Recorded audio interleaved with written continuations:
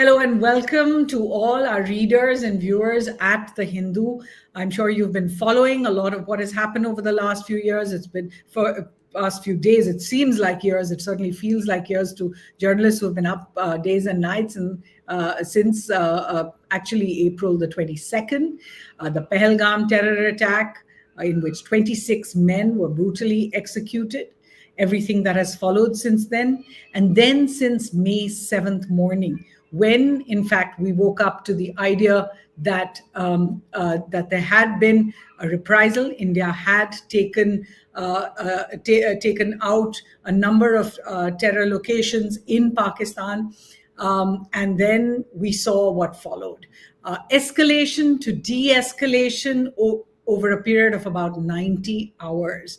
And that is how we have actually come to this point. And we're here on Monday, on May the 12th, looking at the fact that India and Pakistan's DGs of military operation, DGMOs, have now met and begun some sort of a conversation after their decision on Saturday, on May the 10th, for what they call a stoppage of hostilities, what most people refer to in any case as a ceasefire. So we are going to discuss this over the next half an hour or a little over that. We have some very interesting guests and very important guests as well. And we'll be joined by Pankaj Saran. He's India's former Deputy National Security Advisor. He's also someone who's been the ambassador to Russia, the High Commissioner to Bangladesh. He was in the Prime Minister's office.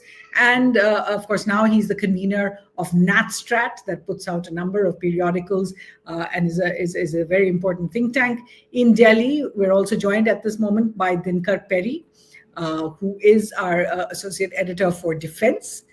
Who has literally been up, I think, Dinakar, for at least 100 hours with very little sleep in between. And we're also going to be joined by Kallol Bhattacherjee, our diplomatic correspondent, and someone who has literally been, I don't think we've seen so many briefings by the Ministry of External Affairs in such a short period of time. Mr. Saran, exactly. I do want to you in just a short bit, but first I just wanted to get the latest as we stand, because of course the story continues to develop. We had expected on Saturday to hear that Operation Sindoor is over, but then we heard that Operation Sindoor is still on. Dinakar, to start with, give us a sense. Are the operations still going on? Is this ceasefire, or the stoppage of hostilities as it's called, going to last? So as we speak, the talks between the Director General Military Operations of India and Pakistan just got over a short while back. We are waiting for some details, but the broad sense we get is that there's a general sense understanding to continue the current stoppage of firing on military activities as the understanding, take it forward. And one thing from India is that no more drone incidents should happen, because as we saw, once the understanding was announced day before at 5 p.m. Within 3 hours, there was heavy shelling, a barrage of drones all across the western borders. So the understanding did not really hold for too long, within few hours. And it went on all through the night. Yesterday also there was, in the evening again it was reported, but last night it was a quiet night after many days. So the expectation is that now should be held and, sustained for some time. That was the intent for today's rounds of talks. We should get some details, in some time. Sure. Kallol, we are seeing not only the DGMO talks today, and as Dinakar pointed out, no big ceasefire violations over 2 nights, and certainly no drone influx in the last 24 hours. We also know that the NOTAMs that were sent out in terms of shutting down airspaces, shutting down certain airports around the country, those have today been withdrawn. And of course, tonight, the Prime Minister will address the nation. We understand that he will speak about the successes of Operation Sindoor. Would you say that the situation is certainly not back to normalcy, but is going back to a pre-May 7th kind of situation now? Well, I think we are not really going to go back to the pre May 7th kind of scenario because, by the government's own description, we are in a phase that will be known by the term new normal in India Pakistan relation. So I understand by the term new normal, the government is indicating to a very robust and, and kind of an aggressive posture that it is going to take towards Pakistan, be it in terms of the Pakistan-based terror outfits and their often their attacks that takes place in Kashmir and sometimes in other parts of India from time to time, and also in terms of the decisions that have already been taken, like the suspension or the putting the Indus Waters Treaty in abeyance, cancellation or revocation of the 14 kinds of visas that the government of India has already done. Those decisions will not be reverted. Those decisions will not even be reviewed for the time being. So we are in a phase of a low key hostility for a considerable period of time, and I don't see that we are going to go back to the pre May 7th kind of a situation. I mean, not even pre April kind of a scenario, because as we are being told repeatedly that if the Pakistan hits us, then Pakistan will be hit back even harder. That is the government's proclaimed position. So I think just hitting back is not really much of a policy, but at least this is going to be a posture for the time being. So I don't really see going back to any kind of previous period at the moment. Certainly, and this is something the officials that I know you've been speaking to have said again and again. One of the lines we heard, Kallol, was that in future any act of terror will be seen as an act of war. What exactly does that mean? I think what the government means is that any act of mass casualty event would be seen as a kind of an act of war.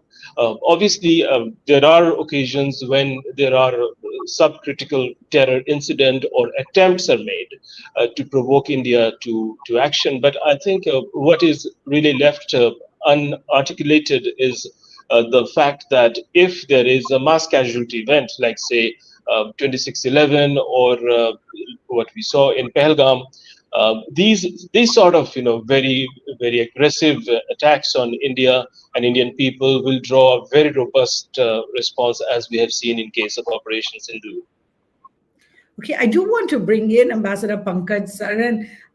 Mr. Saran, thanks so much for speaking to us here at the Hindu. I do want to ask, when Kallol is talking about the new normal that officials have now mentioned, what makes this the new normal? We saw a massive mobilization of the military after Operation Parakram that followed the parliament attack. After 2008, we were told there cannot be talks in terror, although talks did follow.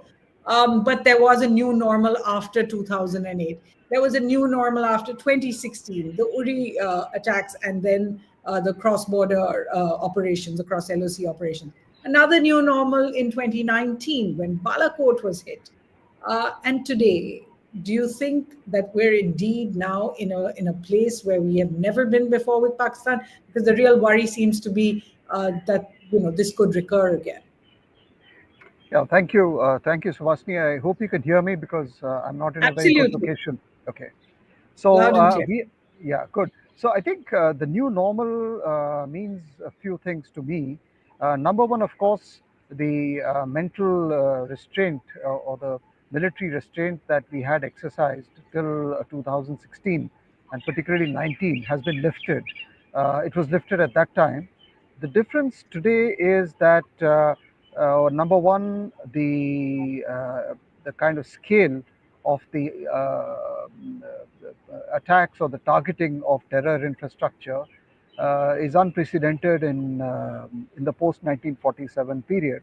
So that's the first thing, that it's not symbolic, but you have actually targeted all of the terror infrastructure that has been inscribed in the Security Council documents. And the second, I think, is the willingness. It's more of a psychological new normal.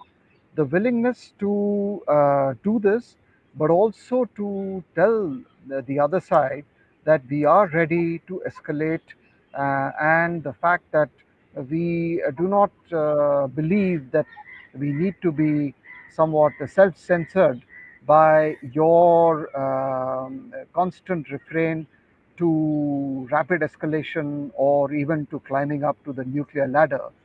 And that's really, for me, very new in the Indian kind of doctrine, which Nothing we have is off seen. the table in terms of Sorry? responses.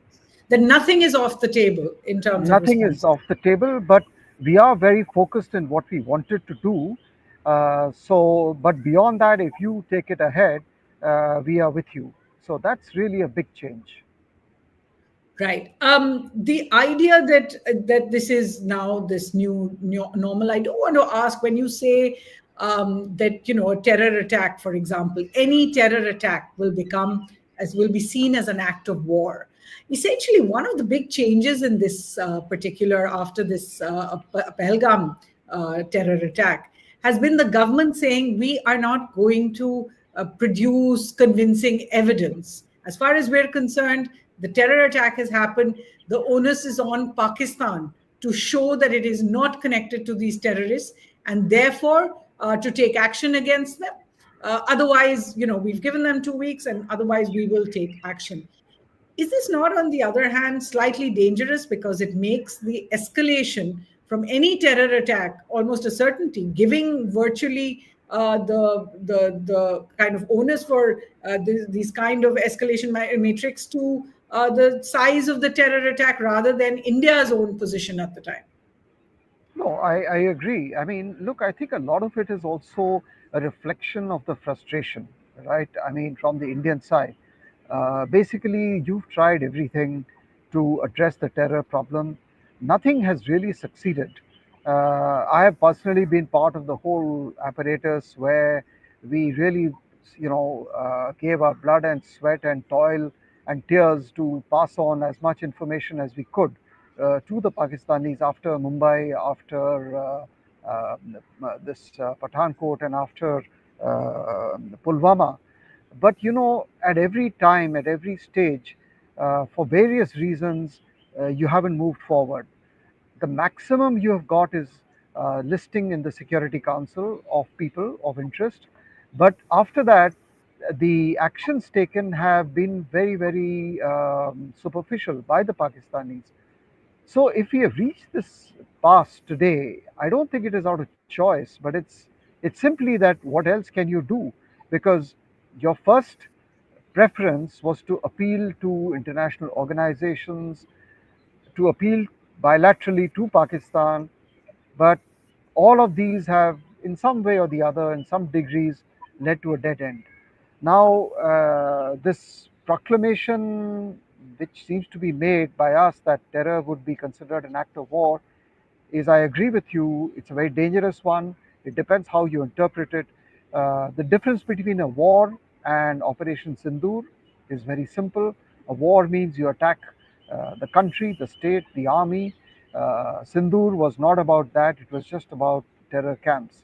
So I don't know how it will play out in real life, but I think the message overall is that look, we really seem to be running out of options on how to handle this problem.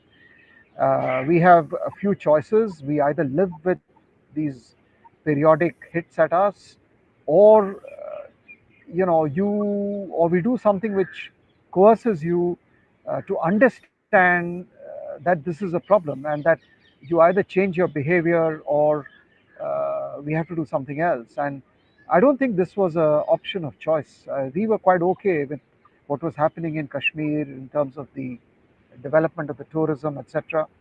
So this has come as a jolt, in a sense.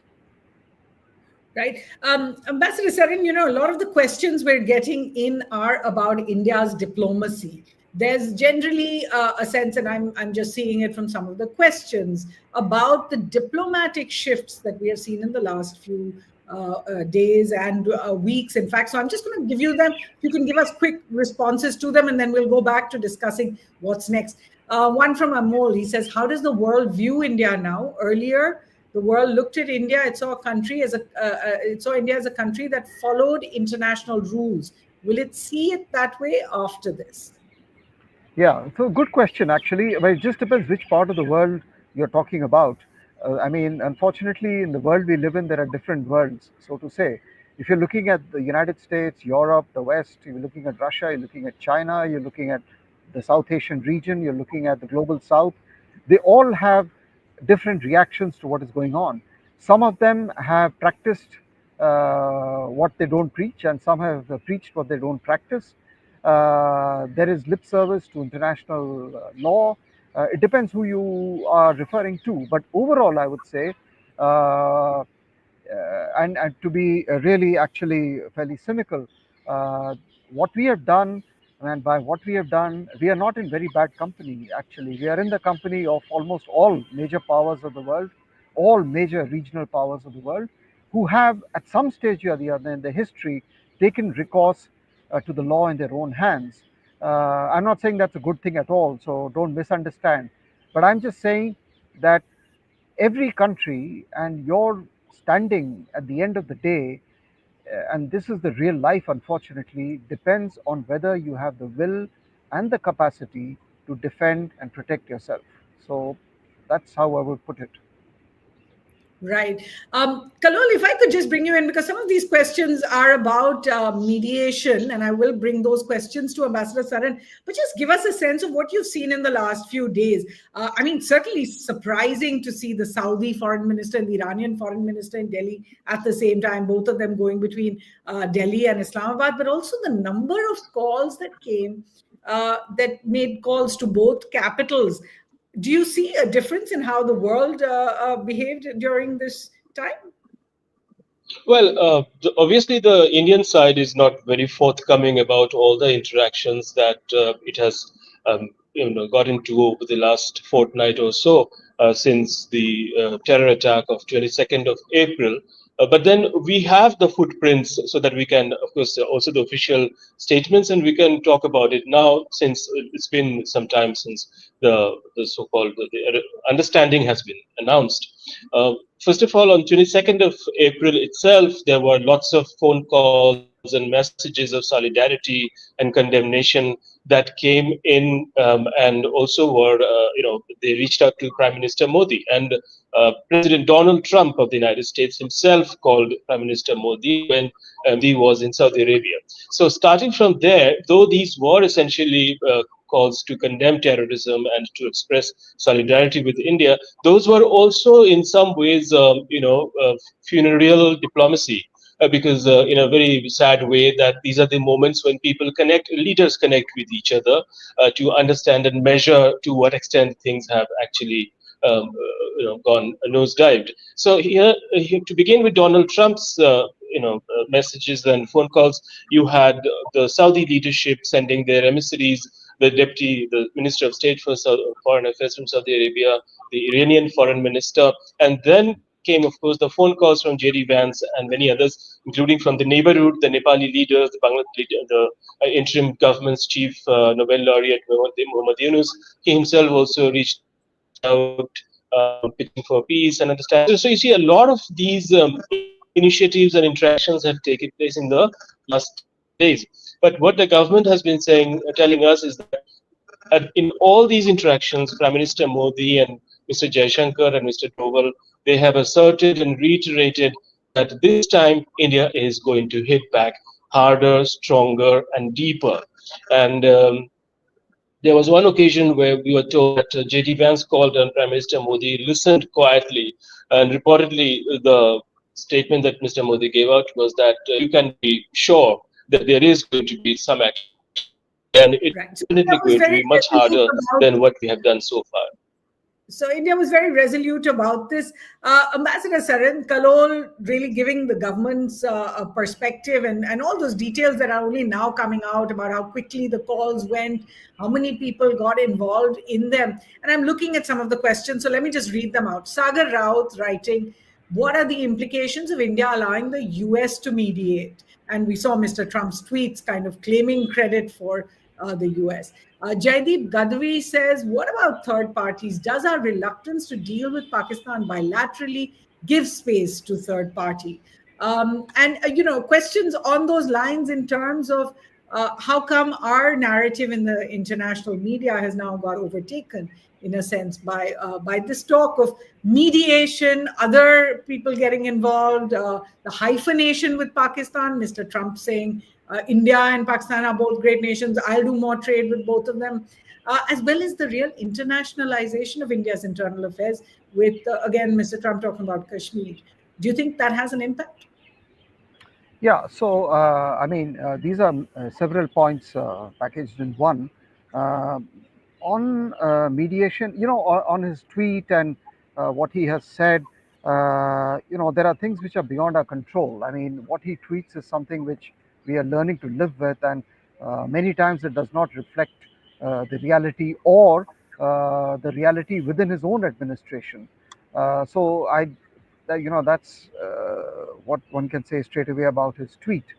But on the question of mediation, where he talks about getting India and Pakistan to sit together and solve those issues of what he calls 1,000-year-old issues, listen, that's not happening. Whatever little I know of the government, I can clearly tell you there is no way in which this is going to lead to India sitting on a table with Pakistan to discuss Kashmir. That is not happening. On the It hasn't really happened since 2008. Sorry?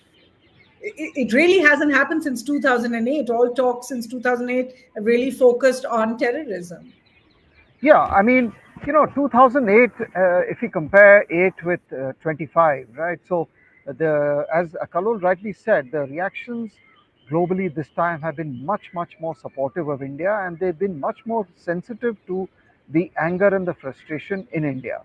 So, the US role, in some way or the other, has always been there. It was there in 99, it was there perhaps in 2001, it was there in 2008. So we have to recognize that whenever there is a crisis, the Americans step in some way or the other. Now, whether we can use the word mediation for Sindoor, I'm not actually quite sure. What I've heard is something slightly more nuanced about the US role, which might be different from what can be inferred from the tweet of the president. So we have to ask ourselves whether it was actually trying to bargain on behalf of Pakistan or India, or trying to carry some messages, or to facilitate.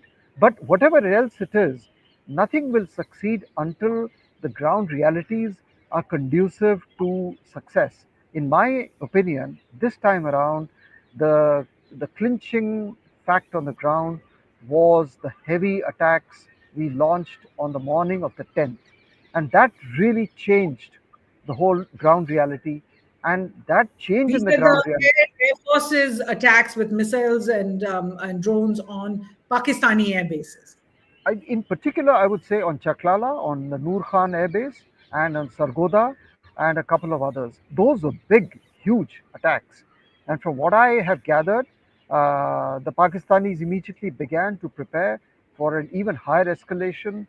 They put out real or kind of false reports about the meeting of the National Command Authority. And I'm sure the Americans picked up intelligence about movement of assets, and that's why within a few hours you had these frantic calls. And we should not underestimate the fact that the call for the ceasefire did not come from the Indian DGMO or the Indian side. It was the Pakistani DGMO who picked up the phone and said, we are ready to stop fire. We have to ask ourselves as analysts, who would do that, and why would anyone do that? You normally don't do that from a position of strength, or you would do that until you have someone telling you, do it now. So the American role in this case was not as much as we would like to imagine. It was there for sure, but I would say, if I have to give weightage to the American role versus India's own actions, I would say the dominant trigger for the halt was the scale and the intensity and the firmness of the Indian actions. And this was understood both in Washington and in Islamabad or So, Rawalpindi. so while US can take credit for bringing Pakistan to the point where they called the Indian DGMO, in fact, it was India's attack on Saturday morning that actually made that happen. Questions coming in about, yes, people do accept India's essential, the beginning of the Operation Sindoor, which was essentially a counter-terrorism operation, but then it quickly became something else. Do you think, in a sense, India always does get support on terrorism issues, and that has been for the last few years? You see every country in the neighborhood as well, every country will send messages of support and condolences and condemnation when there's a massive terror attack. But when it becomes about an India Pakistan conflict, then the messages that are coming are de-escalation, dialogue, and diplomacy, that kind of thing. Arun is asking, did we fail to frame our narrative in the international media? I'll come to the second part of his question in a bit. You're asking me? Yeah. Did the international media not pick up on this? Because Yeah, India knows. yeah. Right, sure. So, look, we are not Israel, right? So when Israel launches these kind of actions multiplied by 100, they have instinctive support. I mean, what do you talk about the international media? I presume you're referring to US based or English language based, European based media. So we have to recognize we do not have those kind of equities in the kind of media that you are referring to, and this also applies to, for example, a platform like Al Jazeera. So yes, we are at a disadvantage. There is also that obvious and almost persistent sympathy for what appears to be the underdog. And unfortunately, when we are faced with such crises, sometimes you have really not much option but to walk alone and try to put across your story as best as you can. The fact is that Pahalgam was a reality. India, from the day it happened till the 7th of May, I don't think minced any words in saying, including at the level of the Prime Minister, that we will bring the perpetrators and their masterminds to justice. You cannot, you cannot assert or accuse the government of, playing a double game. I think they were pretty upfront publicly on what they wanted to do. But that is how it is. Because when it comes to Pakistan, as you're rightly saying, the instinctive reaction of the world is that, oh, they're at it again. And, it's just the same. And we can't Comes believe back. one or the other, and so on. But that's what we unfortunately have to live with. But we have to do what we think is right and what we think is in our interest. And I think the way it went, the Sindoor, with a cold start, to use loosely this doctrinal term, and with a hard stop, is very interesting to me. That we not only began, but we also ended. And sometimes ending is much more difficult than beginning. I think Prime Minister Vajpayee once said that. Ambassador Saran, very quickly, the two questions that came in also is Arun asking, we achieved our target militarily, but at the diplomatic question level, many questions arise whether about the IMF and diplomatic support there. Purnima also asking, why couldn't we prevent IMF loans to Pakistan? Is it not a diplomatic failure? And saying, this happened on Friday while the conflict was still on. Any thoughts on that? Yeah, I think this was a big puzzle, right? Why did the IMF board meet on that day, and why did it do it? And all kinds of speculations were being made, including by me, on why it happened. And some of us wrote that this is ridiculous and it's a reflection on the IMF, etc. But now, imagine within 12 or 24 hours of that decision, you have the ceasefire. And so if you look back in hindsight, it is possible to construct a thesis that perhaps the release of the first tranche was in some ways part of the negotiation between the Americans and the Pakistanis by holding both the carrot of the release and the stick of stopping further disbursements. So it could possibly well be that it was used both as an inducement and as a threat to Pakistan, in which we had nothing to do. And their economic problems ensure that that will constantly be one leverage that comes over it. So it might not all be bad that the IMF did go ahead, although India did put out a protest note and has actually abstained from it. Dinkar, I think this question is something that is bothering a lot of people and many coming in. RRT says, regardless of the conflict's outcome, the performance of Chinese defense equipment will strengthen China-Pakistan ties, lead to deeper collaboration, especially in countering India. You know, for the first time, we've heard at the military press conferences the idea that they're talking about Turkish drones being used, they're talking about Azari equipment, and certainly about Chinese fighter jets, as well as Chinese air-to-air missiles and other things. How much is that a component of this particular conflict that we've seen, that now China's support to Pakistan has become very obvious? That's one clear trajectory if we see. Now Pakistan is China's biggest arms importer. A bulk, more than 50% of Chinese arms go to Pakistan. So, and that trend has been now for a few years now. So all the Western equipment has now slowly given way to Chinese equipment. And in a way, it was also, the 4 days became a kind of a demonstration of whose equipment was better, the Western, the American, the French, or, the Chinese.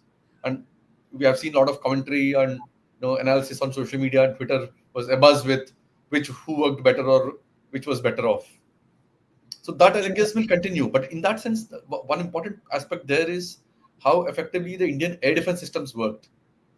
That was actually surprising. I mean, something which we're building on, but no one really realized how seamless actually things fell in place. And this actually put that out, how good things just worked. Because Army, Navy, Air Force, all three of them putting their individual systems together, all their layers together, stitching them into one single thing. Because we literally had at one point about 500 drones coming in. It was a small shower, waves and waves, as officials said. But then most of them were actually down, including drones, missiles, UCAVs, loitering munitions, and fighters were stopped at the border. They did not cross the border. So, and all of it practically limited all of that. And the other, on the contrary, when India launched its counter strikes, and especially the attack on the 10th, which was in a way a defining thing, as officials reiterate. I mean, the strikes on 8 Pakistani air bases, some of which Pankaj Saran alluded to. That probably was in a way broke the ceiling of Pakistan thinking, okay, India will not step into their own backyard in the heartland and the backyard. Rawalpindi, Islamabad, really, we were there. It was symbolic, and we not hit assets. It was not a war. It was the guardrails have come off. There's nothing more on the table. Dinkar, so what you're saying essentially is, if we were to, be giving, which are the stars of the defense firmament, certainly the jets and the missile strikes, the idea of the air defense, India's air defense system, and people watch those big explosions in the air, but we know that the damage was limited. Unfortunately, many lost their lives, but the damage was limited. And the third would be the drones that went in to Pakistan, in a sense. What do we know about India's own losses in all of this? So broadly, as yesterday, the Indian Air Force's Director General Air Operations, he accepted. He said, this is a war scenario and there will be losses. Of course, he did not get into specifics. We have seen a lot of commentary in the last 4 or 5 days of saying that India has lost so many fighter jets. There was both media reports as well as Pakistani claims. So there was been a series of commentary. So nothing has been accepted, but the Air Marshal actually kind of put things there in a way acknowledging there seem to be some losses. But at this point, because there's still, as officials said, Operation Sindoor is still in progress. It's not over. It's underway. didn't want to put that out. Probably we'll hear that at some stage. But definitely there should be some losses. And we also lost 5 personnel on the ground. 3 army personnel in the shelling that happened. There was intense artillery mortar shelling that was happening, and 2 personnel elsewhere in one of those drone strikes, what you mentioned. They're one of the collaterals where bombs fell in. That a few of them which got through. Right. Kallol, if I could just ask you, is the Ministry of External Affairs or the diplomats you're speaking to also talking about the diplomatic fallout, like they're talking about the China-Pakistan defense partnership that we have seen really coming to the fore? The fallout of this kind of collaboration, China's statement that we will support Pakistan's right to sovereignty, its right to self-defense, as well as some of the other countries, Turkey and Malaysia both asked for independent investigations, as if India can't carry those out. There were other countries like Azerbaijan that were named, for example, for supporting Pakistan. Do you think there's going to be a diplomatic fallout on the countries and the relationships where they have favored Pakistan? Well, certainly such an event will have a diplomatic fallout, but at the same time, we also saw the diplomatic plans of these various rival nations and rival powers that India has to deal with in the near future. For example, just to talk about the Turkish President Erdogan and his statement while referring to the Pahalgam terror attack. President Erdogan actually referred to South Asia as our region, as if South Asia is a Turkish backyard, or as if Turkey is a power in South Asia. So that sort of statement gives us a hint of the thinking in these powerful countries. And of course, when it comes to China, going all the way back to 1965, we have seen that China has extended support to Pakistan. And in 1971, China was quiet, but India was keenly watching China's behavior. It was a very different relationship with Soviet Union that prevented China from jumping into the 1971 war.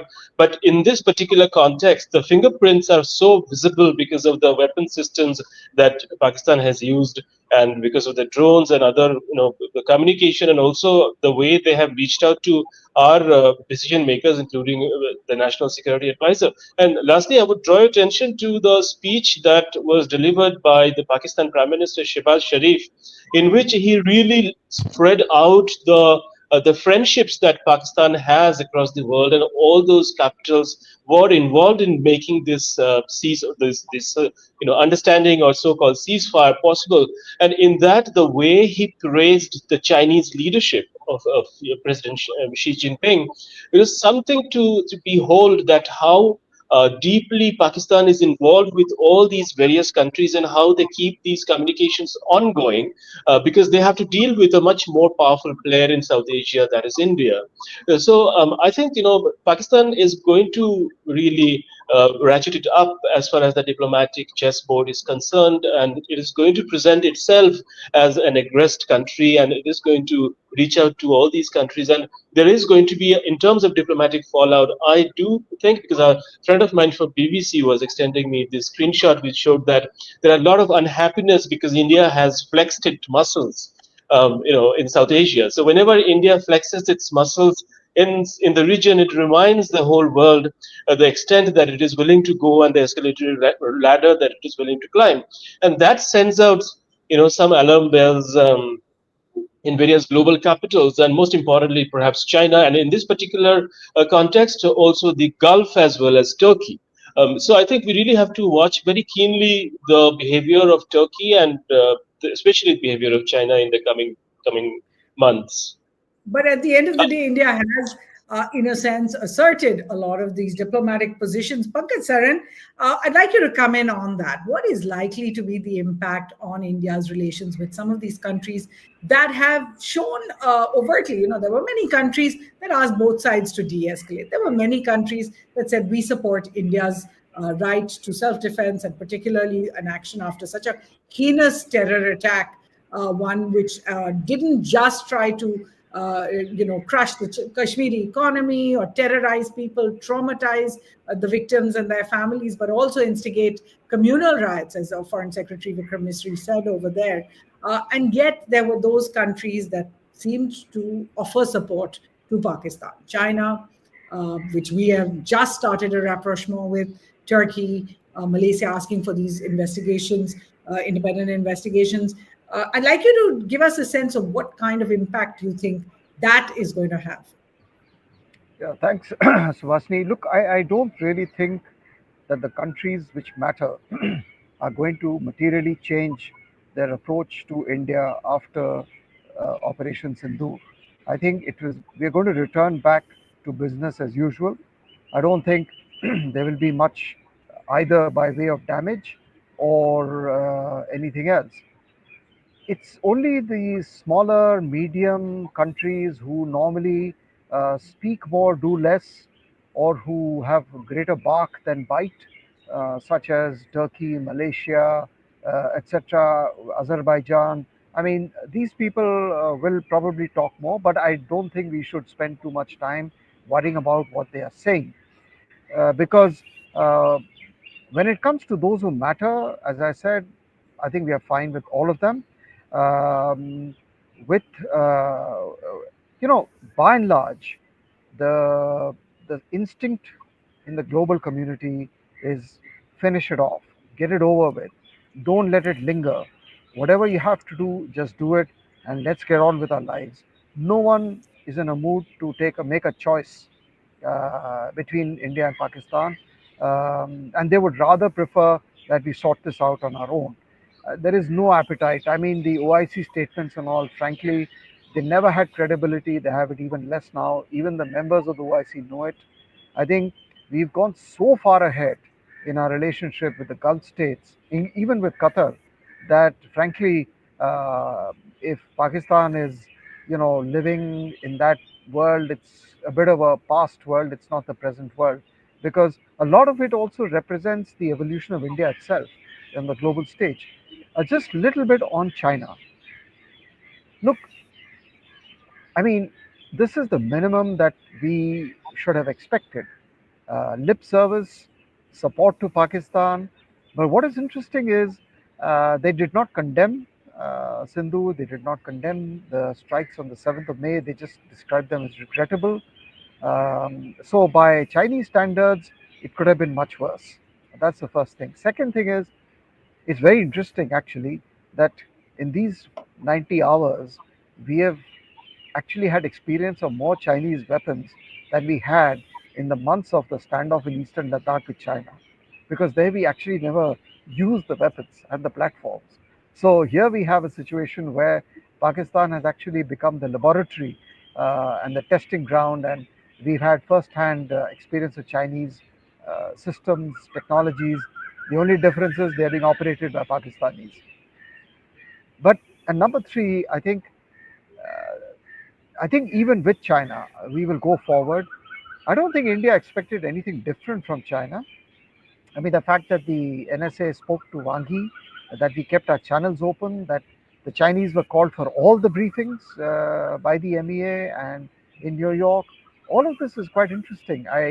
So, and if the Pakistani is going to keep on kind of uh, you know kind of eulogizing and praising and worshipping the Chinese role, surely he knows in his heart of hearts that when the chips were down and he almost had his back to the wall, he didn't go to the Chinese to save him. He went to the Americans.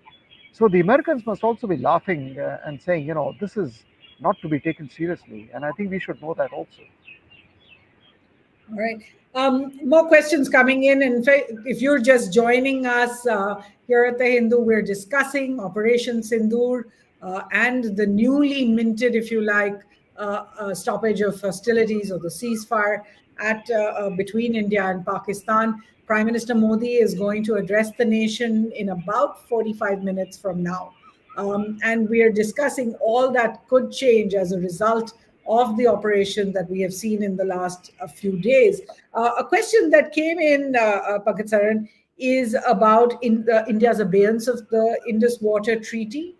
And that's amongst the parts that are part of this new normal. Kallol over there saying that the foreign ministry really making it clear that that suspension is not going away. We did see sluice gates being opened, some water being released, But under the Indus Water Treaty itself, how does this actually change much for India and Pakistan? Yeah, so Subhashini, look, I think this is really a big difference. You talked about the new normal. I think for the first time since 1960, this has happened to the treaty. If you remember, and you've been around, there's always been talk, even in the pre-Modi era, that India should relook and revisit. In any case, the treaty was extremely generous to Pakistan. 80% of the water share, in terms of the irrigation area, was earmarked for Pakistan under the treaty. So it's not something new. It's been very much in the consciousness of the government. There's been a lot of internal debate to do it, not to do it. But I think obviously this is the last straw. And even here, by the way, it's not abrogated, it is not rescinded, it is just abeyance. And that's because the treaty has no provision for anything else. But even a few years ago, we had already communicated to Pakistan our difficulties with the treaty, particularly with two projects, Ratle and Kishan Ganga. And we said we don't accept your objections, and we don't even accept the way you want to solve this dispute as per the provisions of the treaty. Number one. Number two, till 2 years ago, since 2 years ago, we've been telling them that look, there have been changes in dam technology, climate change, and so many other things.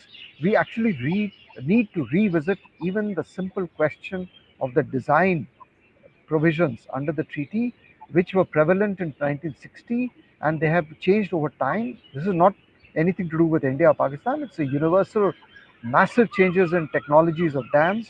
Even, if you ask the technical people on the location of the sluice gates, on the system of silting, etc., etc. So the point is, even till as recently as 2 years ago, we wrote to the Pakistanis saying we want you to talk to you, to revise and to review the provisions. Now, when it comes to the kind of TV images of stopping the water and all, this is very simplistic. It's not going to happen overnight. These are projects. I mean, they typically take 10 to 20 years to build. You have projects, you can manipulate a little bit on the margins, but you can't fundamentally alter flows. And let us assume, because the protocols on the western rivers and the eastern rivers are very different. The western rivers flow in to Pakistan. We have no rights except for making run of the river. We can't stop the water there. All the water belongs to Pakistan.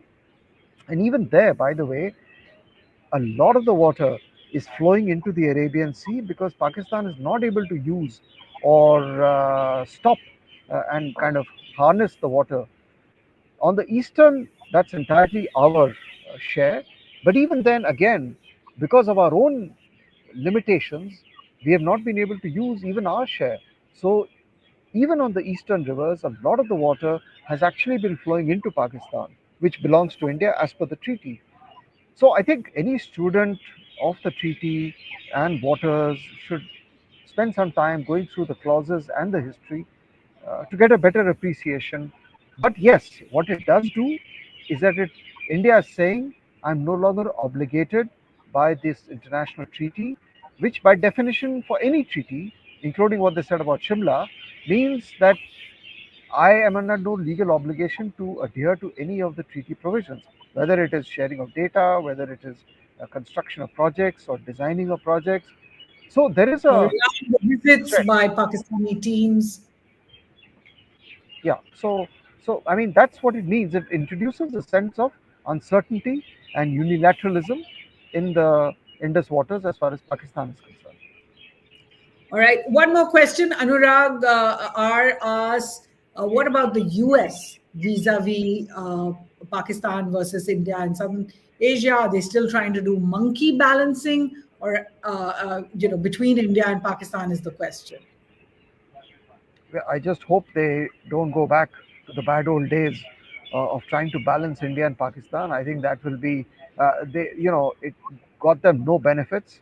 I mean, we are where we are today as an economy, despite all of those balancing games.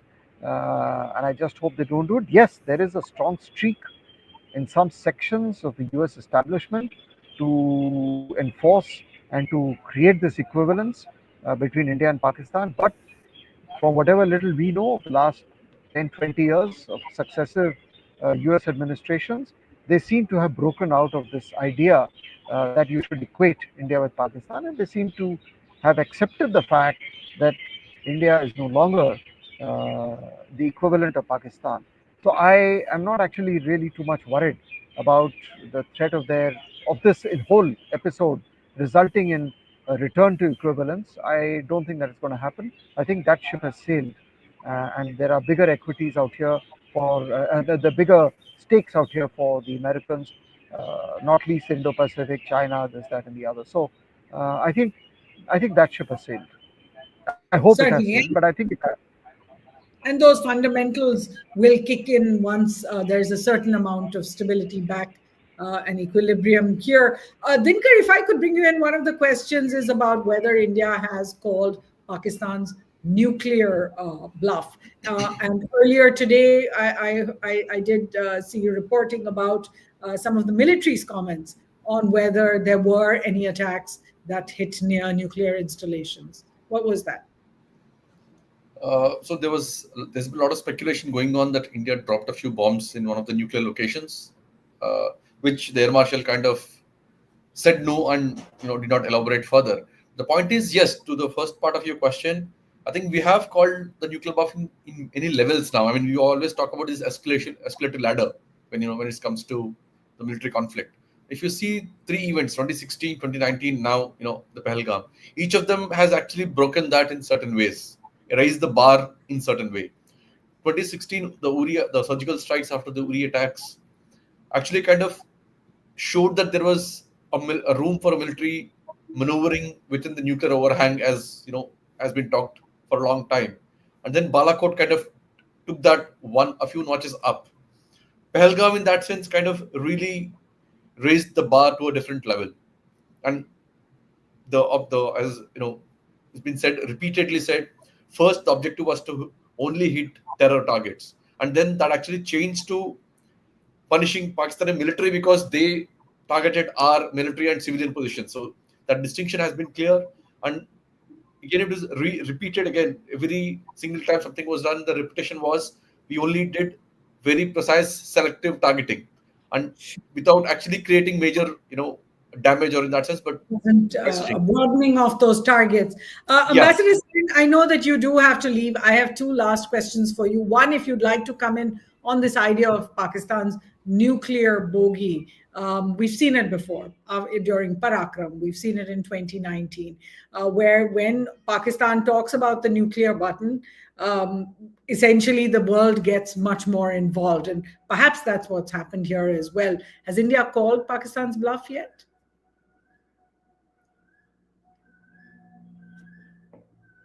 I think we've lost Ambassador Saran, but Kallol, do you want to take that? We've seen this happen in the past as well, and do you think that this one has been different?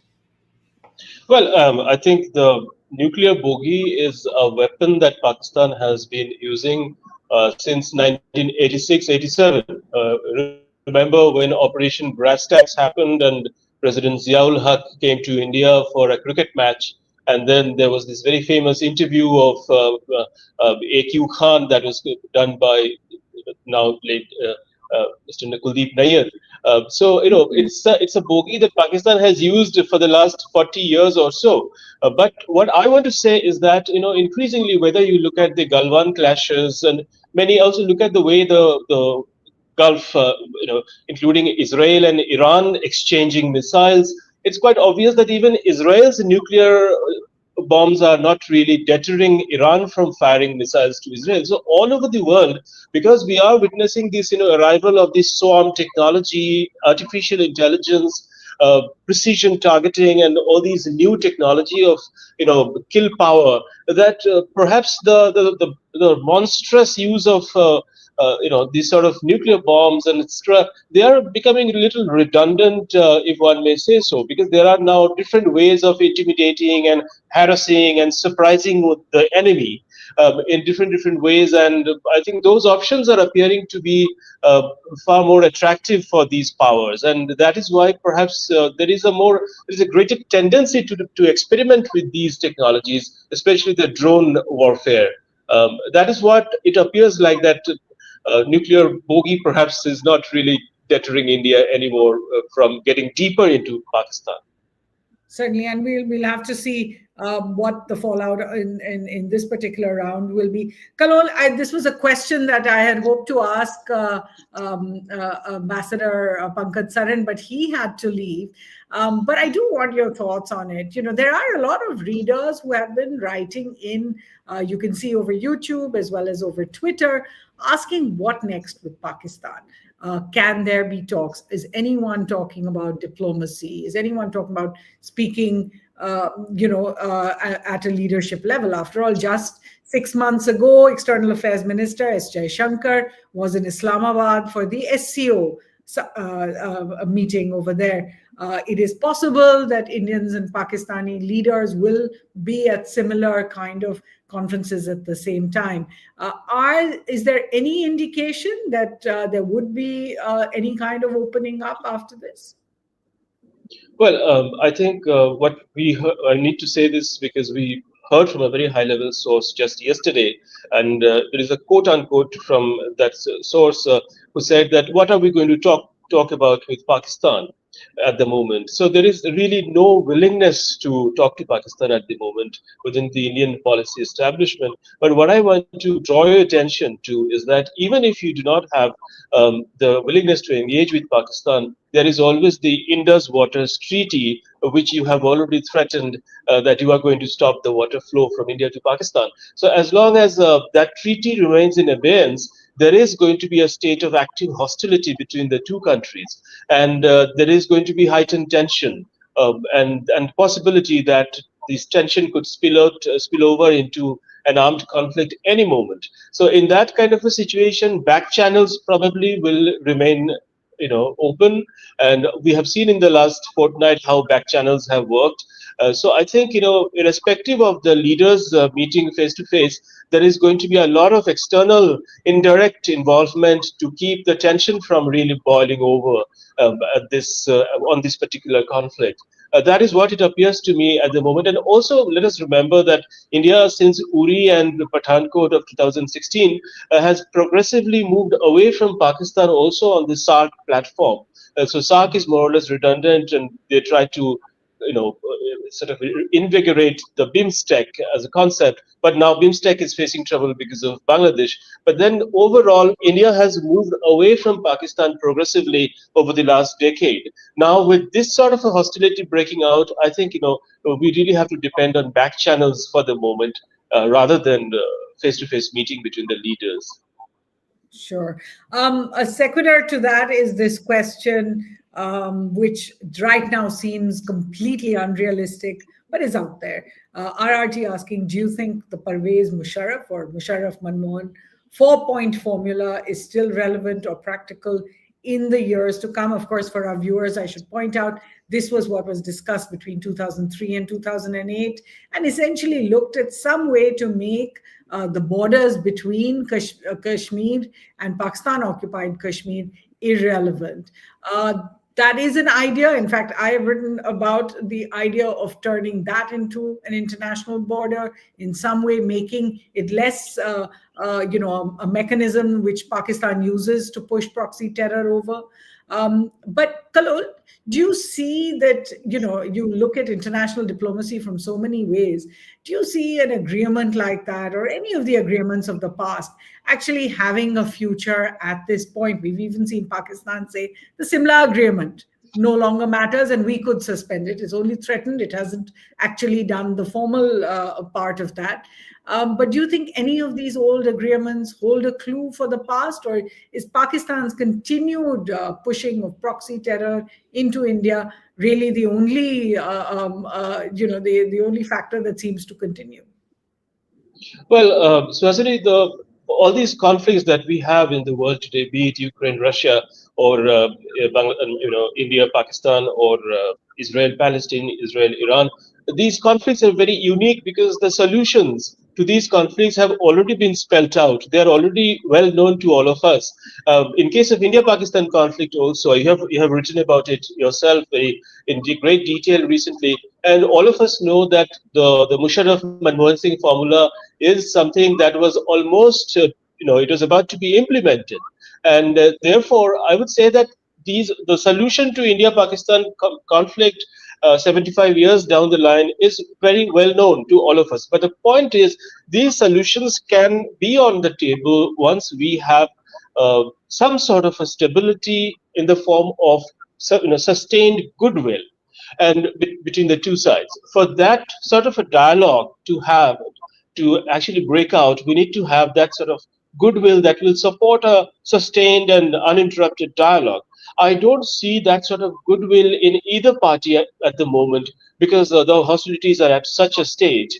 So I would say that yes, there is hope in the past, but because the past gives us some of the formula for the solution that is India-Pakistan conflict ultimately will have to settle for. But for that to happen, we really have to wait for the goodwill. And as we have been hearing repeatedly from the Indian side, that it is Pakistan that has put goodwill in abeyance when it comes to the Indus Waters Treaty. And I'm really looking at the future of the Indus Waters Treaty as the next trigger in this conflict, because as long as this treaty remains in an undefined, in abeyance, we have the hostilities possibility breaking out, the possibility of the hostility breaking out once again in near future. We can't really rule that out. So I'm kind of a little bit cynical about reaching any solution unless we deal with these major issues that we have recently also ignited. All right. Dinkar, when it comes to the military, of course, Prime Minister Modi did say that he had left the operation to the service chiefs. That is something new in India. Normally, it is always the Prime Minister that had the last word. Were those just words, or are you seeing any kind of a change in India's military doctrine after this particular operation? There seems to be definitely a change, more of in terms of, say, operational freedom. They said, so for example, the military, the senior officers said, from day one, they have been saying they identified 21 targets. So eventually they picked up 9. So each of them had a reason behind how they identified it. There was a manner of, they actually traced back a series of terror attacks, that have happened over the last 20 years. And then LET, JEM, Harkatul Mujahideen. So they actually identified and then picked each of the target for their significance.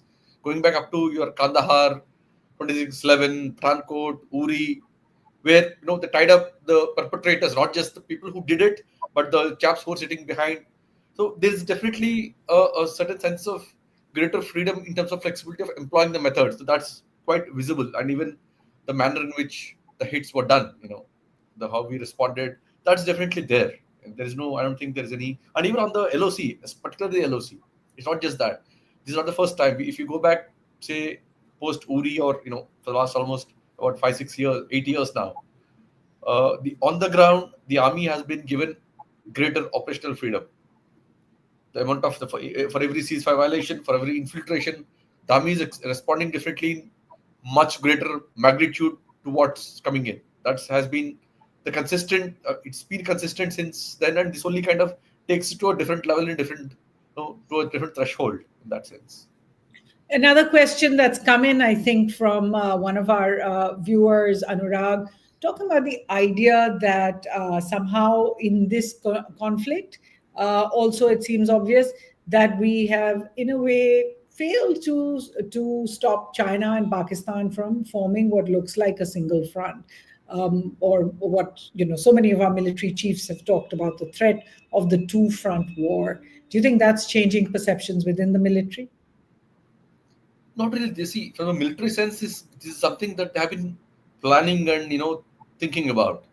The diplomatic sense or the political sense is a different thing. From a military sense, this has already been factored. I mean, we've been talking about the two-front war now for a decade, more than a decade now. In fact, we have been factoring that in, and increasingly, as the in India's military economic the military capability backed by its economic growth kind of scales up. We are not matching China brick by brick. It's about building those asymmetric capabilities to kind of stand and make your positioning yourself as that middle power or growing power, whichever way you want to define it as growth. So while that happens, China increasingly sees Pakistan as it forms an important tool for Pakistan to keep us engaged on the other side. I mean, more of an irritant, maybe. But the point is an important distraction for us on the other side. So that serves a greater purpose. And at some point, there will be analysis on the idea that when things were really heating up at the line of actual control, India and Pakistan actually had negotiated a ceasefire settlement.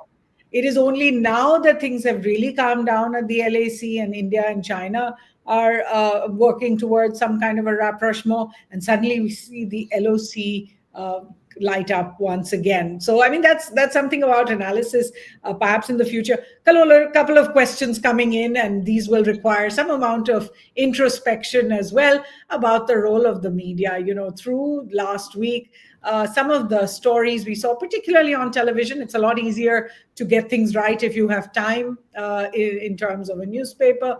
But the idea that the media played a role on both sides in terms of pushing what turned out to be false narratives. Do you think that's part of a larger organized kind of effort at disinformation? Well, I think we have to look at the media, especially the Indian media first, because I think in terms of in terms of a war scenario, my understanding is that you have to appear irrational to your enemy, but rational to your friends, because it is your friends who need to come to your support, because you are fighting a war with an enemy. So what I felt was that the television, especially the way the Indian TV broke out into this chant of reaching Karachi and reaching Lahore and etc., that really projected a very irrational dimension or irrational aspect of India, which is not really the rational India that we are so proud of. And I think that was something that should have been and could have been avoided. Of course, we live in the social media grind and all those things that little different from what we saw, that this gung ho, the wolf warrior newsroom, especially the fights that we saw even in newsrooms breaking out between 2 or 3 anchors. That was pretty regrettable and not really quite India-like. That going back to some of the previous episodes of war that we have seen. Responsibility and maturity. Dinakar, is the military speaking about this? Because some of it is, of course, just the media kind of maybe short on information, not checking on stories when they say so and so has been bombed or so and so has been taken, and so and so's house has been. I think they spoke about being bombing leadership in Pakistan, that kind of thing, which was fairly irresponsible. But some of it is also officially being pushed. We, for the first time, have seen these military briefings where they've shown the photographs that are used. Sometimes there's a photograph from Sudan, and that is used to show some airbase here, or we see parts being used in various photographs, or Pakistani military claims of having attacked X, Y, and Z, which have been called out. Is this something that really is a sign of the times and the military is having to deal with? Absolutely. I mean, especially when things come to India and Pakistan, more than India and China, if you actually see the difference. India and Pakistan, it's just a free-for-all. I mean, social media goes to a different tempo. I mean, we sift through tons and tons of misinformation trying to verify that one single fact. We all face that literally, and especially military things. I mean, because then public gets emotional, sentimental, especially when something like a terror attack, which resulted in so many loss of lives. Tempers are high. So WhatsApp, your social media is literally flaring up, and it actually complicates things. I mean, many a times we know live operations, but then everything is flying. People write something, there are families involved. Before anything goes out, it's blaring on television or social media. And the other problem is the media, which should be the bulwark of putting out that fake news on social media, is actually false for it many a time. partly also because there's no information coming in from the official channels. In the age of breaking stuff, things going 4 times or 10 times, 100 times, multiplying, amplified by extremely credible people, say retired officials, officers, or anyone. So people tend to take it as truth and just run it without even waiting for confirmation. It adds to it multiplies the chaos. Cyber warfare, drone warfare, all these new frontiers, in a sense, coming into this conflict. Kallol, I'm going to come to both of you now for final thoughts. But just before we do that, one country we haven't spoken about is Russia. What really has been Russia's attitude towards India during this entire thing? Because, of course, we know about Russia's own relationship with China, but that old traditional relationship with India, did that come under restraint? Well, I think India was very careful in framing the Operation Sindoor as a counter-terror operation.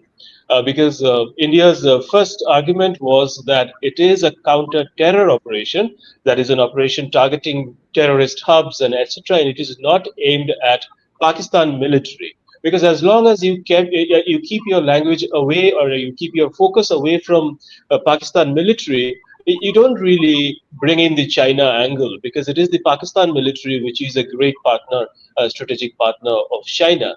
So I think India was careful of the indirectly the Russian shadow, because Russia is a friend of China, and therefore there was the 9th May Victory Day parade in which Prime Minister Modi was also invited, and he didn't go there, but Xi Jinping did go there, and in that backdrop we had all these developments taking place in India and Pakistan. So I think from the very beginning, India indicated that it was sensitive to Russia's concern. And we remember that right before launching Operation Sindoor, Prime Minister Modi had a discussion with President Putin, in which President Putin indicated his full support to India for doing counter-terror operation. And Putin's and Kremlin's statement was very clear that Russia expressed full support to India to carry out counter-terror operation. So I think in these little ways we see this sign that while India was carrying out this operation in Pakistan, it was careful not to disturb the very strong partnership between Russia and China, because as long as you can keep the Pakistan military out of the primary focus area, and throughout, I mean, even in the high level briefings that we had yesterday, we heard repeatedly that our intention from the very beginning was to target the terror hubs.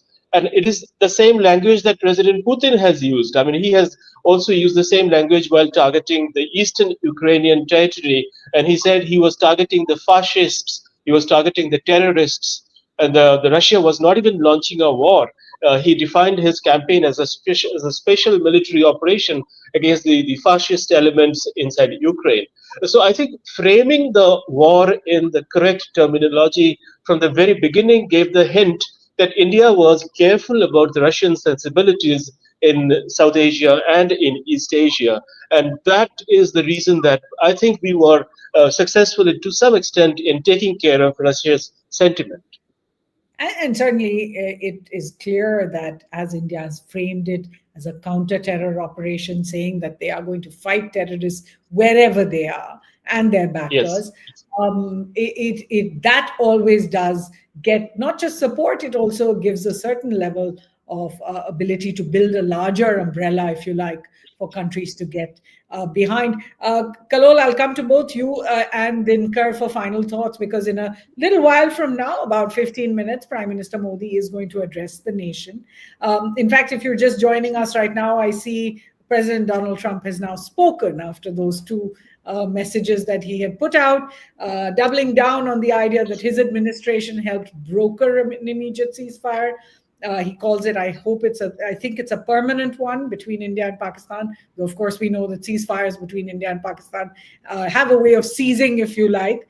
And then he goes on to say those are two countries having a lot of nuclear weapons. So Mr. Trump certainly is not cutting himself out of this picture anytime soon. But I want both of you to give me a sense of what our viewers and readers should expect in the next week or a few weeks from now. Are we now looking at a de-escalation between the two countries, or are small bits of escalation going to become a worry, both diplomatically and military? Kallol? I think we have to be ready for the new normal. As human beings, we have this yearning to lead a normal life, right? A normal life where everything is proceeding smoothly. But unfortunately, this is a phase that South Asia has entered, where these new elements like drone warfare, cyber warfare, disinformation campaigns, these will continue. And since India is not in a hurry to withdraw or review some of the recent decisions that it has taken in the backdrop of the Pahalgam attack, in the next week or the next few weeks, we are going to see intensification of the rhetoric also from our side, because we have that is, the Indian side has been very, very clear that there is not going to be any compromise when it comes to protecting India's vital interests. And just the next week itself, we are going to witness it, because India is going to send a team to the 1267 committee in the United Nations Security Council, where it is going to make a very detailed presentation on the findings of the Pahalgam killings. And once again, since Pakistan is in the Security Council, one can expect fireworks in New York, because India is preparing its folder for the Pahalgam killers, and it is going to go with all the evidences and research that our security agencies have conducted so far. So I would say that from next week onwards, we are going to have far more fireworks at the diplomatic level and very intense exchanges continuing. And of course, the tension will continue, but thankfully, the understanding, as we call it, the so-called ceasefire, is here for now, howsoever uneasy it is. So it's going to be a phase of uneasy calm that I'm anticipating. And as you pointed out, every international forum now opens up as a place where India can take its case on terrorism coming from Pakistan. So now we've seen the IMF, at least India made its protest statement Yes. there. We've seen, of course, in the past, the Financial Action Task Force, where India was able to make its case, and Pakistan was listed on its grey list on 3 different occasions: 2008, 2009, 2012 to 2015, and then 2018 to 2021. Dinkar, what we are seeing, of course, is now that the military, and we can see from the body language of some of these briefings that are coming much more frequently now, that there is a sense of perhaps, of now the situation calming down.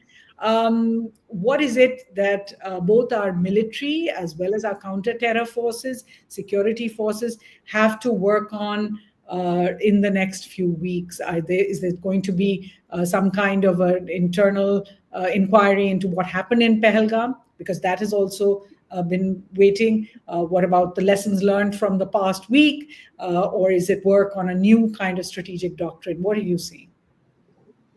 See, there'll be 2 parts. One, on the ground, probably we'll have as Kallol said, an uneasy calm, because ceasefire or the understanding to cease hostilities is kind of is a little fragile at the moment. I mean, we don't know how. We'll have to wait and see for in the next few days how exactly it will hold. Because last night was the first night after many days where things were actually peaceful. Things were okay. But will it hold? We'll have to wait and watch. That will be next 2-3 days will actually tell us that if that understanding will hold. And one of India's stress has been that no firing, no drones. So will Pakistan adhere to that? Will Pakistan keep that peace? That's one. I mean, will that predict? Will that escalate? That we'll have to see. 2, also working out, because as officials repeated, Operation Sindoor is in effect. It's still on. So for that to kind of go down in some way, we need a lasting understanding, whatever, a framework or understanding and some assurance from Pakistan, at least for, the reasonable time frame. So we'll have to work on that. What are the terms? What will Pakistan pitch for? And the point here is, as of now, the military channel is the only form of communication between the 2 countries. There's no political, there is no diplomatic. I mean, DGMOs have been the only ones speaking in the last 5 days. The 3-4 times they spoke, that is the only DGMOs, nothing else at the moment. So it becomes even more critical that these guys keep that engagement going, iron out some form of understanding, so that that diplomatic, something starts kicking in at some level, probably in a week from now at least. And so, And not just military and diplomatic strategy, but communication strategy as well. Many called it a master stroke that on the first day after Operation Sindoor, that India put forward two of its finest women officers. So, a progressive kind of messaging there, also a secular messaging, since they belong to different faiths. We heard them reiterate again and again that India was not targeting any kind of religious sites across, whereas Pakistan was. Making the point India is a secular country. Do you think there are some lessons learned in communication strategy as well? yes, from the previous, say, the last major event, 2019, the last major crisis when the two countries almost, were at loggerheads. From there's definitely a changed dimension, definitely. But is it ideal? Probably not. That we still find wanting, because the number of reports that were circulating all over the world, and what we were asking questions on, that kind of showcases the mirror of where we were in terms of our communication. That's one. And the second aspect, again, that we have to watch out now, that this, in a way, kind of the major crisis is kind of at least paused for now, is the internal investigation of actually saying where we actually went wrong. That's really important, because we did have some lapses. It's critical to acknowledge them and fix them. That's something that has to be done now, because I the think focus is something else. that was a big takeaway line from that question you asked at the press conference as well. That in any combat there will be losses. Losses. So That should be again, understood. that lessons are at two levels. One is the combat losses of the 5 days, what the action that happened. Two is the Pahalgam attack itself. How did it come to be in the first place? I mean, how did we not even see that in the first place happening? I mean, that's that points to us at least some levels of lapses in intelligence, in terms of reacting. There are lessons to be learned, gaps to be fixed. So And these the two areas, questions over how they weren't challenged, how the terrorists weren't challenged by security. they These are were there for a couple of weeks. They were there. They were not found out. They managed to evade, then do what they did. right. Kallol, in a 24-hour news world, I think you've done your fair share of media briefings and covering what's going on. I mean, I think even on the Pakistani Midnight. side, a press conference at 4 a.m. Press conference. I know there was one where reporters were called at 5:45 in the morning. Do you think that the communication strategies have actually been up to the situation that we were seeing? And do you think there's going to be a rethink of how the SOPs in the future will be? Well, I think first of all, just that I must say this, that at the government level, at the level of the bureaucracy, we saw some of the very, very stressful moments in the last 5 days or so, where the government officials themselves, the Foreign Secretary Vikram Misri and his team of officers, External Publicity Division, and all these officials were under tremendous pressure. But yet, I think they conducted themselves with a lot of grace. But nevertheless, what came across to me at certain points was that there was so much volatility, and it was very difficult to sift truth out of that sort of clutter, where especially when the understanding or the ceasefire was announced, and immediately there were violations on the ground. So the question was, though the ceasefire was being announced by the External Affairs Minister on Twitter and on social media platforms, by the Foreign Secretary in front of the media, and yet within half an hour of that announcement being made, there were violations by India alleged by Pakistan, and Pakistani media alleged by India. Now, in this kind of a situation, the casualty is reality. The casualty is really truth. And as journalists, our job becomes even more difficult, and also perhaps the only hope of getting the correct information and the correct picture. Because what happens here is that you are getting ready to write the story of the ceasefire, and yet you can't write it without these ifs and buts inserted in your statements and in your copy, without acknowledging, well, the ceasefire that has been announced is also a ceasefire that's falling apart. So I think that's also the story of India-Pakistan agreements going all the way back to the Simla Agreement. The Simla Agreement was signed and sealed, and immediately it started falling apart the next day. So yet these are also the landmarks, unfortunately or fortunately for us in South Asia.